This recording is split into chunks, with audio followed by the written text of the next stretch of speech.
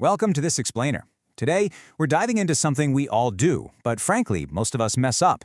We're treating sleep not as an optional luxury, but as a really complex biological puzzle. We'll explore the deep science behind why we actually get tired, why modern life is actively fighting our rest, and exactly how to hack our environments to get the deep recovery our brains desperately need. Here is our game plan for today. Number 1, the mechanics of sleep. Number 2, sleep across your lifespan. Number 3, the blue light threat.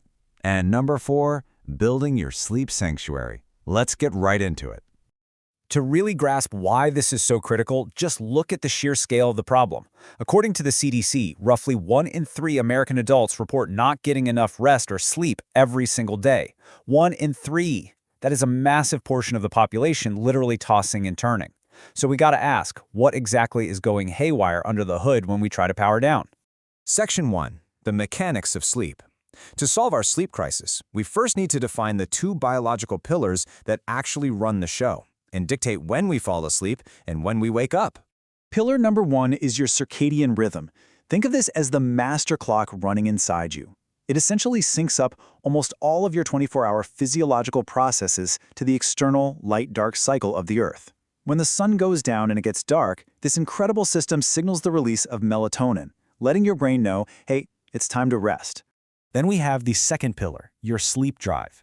Now, while the circadian rhythm is a clock, your sleep drive acts a lot more like a thermostat.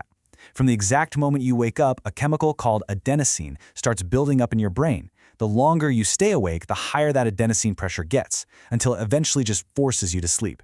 When these 2 systems align perfectly, that's when you get that amazing, sound sleep. All right, section 2, sleep across your lifespan. Because as you've probably noticed, the sleep you need today is absolutely not the sleep you needed 10 years ago. Our sleep needs are constantly evolving. I mean, we go from needing a 17-hour marathon just to fuel an infant's developing brain, all the way down to about 7 to 8 hours for older adults. But here is the absolutely crucial takeaway. While the total hours go down, the requirement for really high-quality restorative sleep, that literally never drops. It's biology forcing these changes on us. Take teenagers, for example. They experience a hormonally driven circadian delay. It's exactly why they're natural night owls, and honestly, why waking them up for early morning classes usually requires a crowbar. Researchers actually call this social jet lag. On the flip side, older adults experience internal clocks that shift earlier, paired with this mysterious age-related drop in restorative deep sleep just because of natural changes in brain structure. Moving on to Section 3, the blue light threat. Knowing how delicate those inner clocks are, we really have to talk about the modern villain actively attacking our melatonin production, short-wavelength blue light from our electronic devices. Check out the exact pathway happening here. Blue light, specifically in that 400 to 500 nanometer range, hits these highly specialized photosensitive cells in your eye called iPRGCs. These cells then send a high-priority, daylight is here signal straight into the brain's suprachiasmatic nucleus. That signal acts like a hard stop, actively blocking your pineal gland from pumping out melatonin. It's essentially tricking your brain into thinking the sun is still up. And wow, the data on this is just staggering.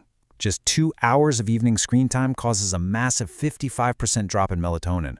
That delays sleep onset by an average of an hour and a half. For students and young adults, the downstream effects are seriously alarming. We're talking a cascade of cognitive deficits, reduced frontal lobe cortical thickness, a tangible 0.07 GPA drop for every single hour of lost sleep, and a 50% drop in learning consolidation. So this isn't just about feeling a bit groggy. It is literally impairing cognitive function. Which brings us to Section 4, building your sleep sanctuary. Now that we've broken down the mechanics and the modern disruptions, it is time to pivot to the solution. Here is your ultimate checklist for environmental mastery. To create the perfect sleep sanctuary, we have to tackle what sleep researchers consider the big 3 of sleep hygiene: temperature, light, and sound. These are the environmental levers you can actually pull tonight to get better rest. Let's kick things off with temperature, which is pretty much the golden rule. For adults, the optimal sleeping temperature sits right between 16 and 19 degrees Celsius, or about 60 to 67 degrees Fahrenheit. Why so chilly? Well, your core body temperature actually has to physically drop by 1 to 2 degrees Celsius to kickstart and maintain deep, slow-wave sleep. Keeping your room in this cool range biologically supports that drop. If your room is too warm, your body has to fight to cool down, and your deep sleep just splinters. Next up is managing light.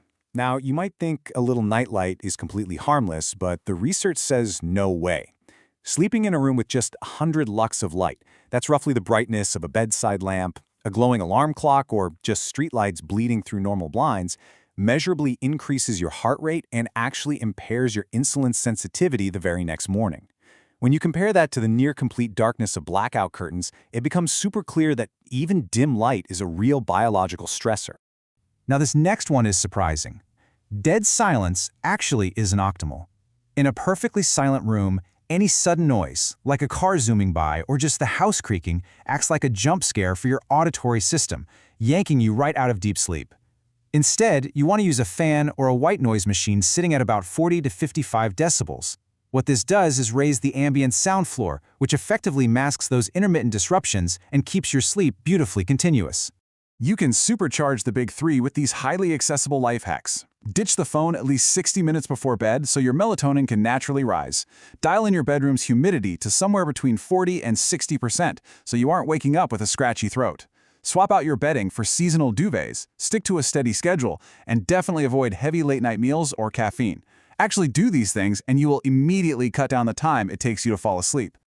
Ultimately, by respecting your biological sleep drive and actively blocking out modern disruptions, you are taking back control. Sleep isn't a luxury you have to earn.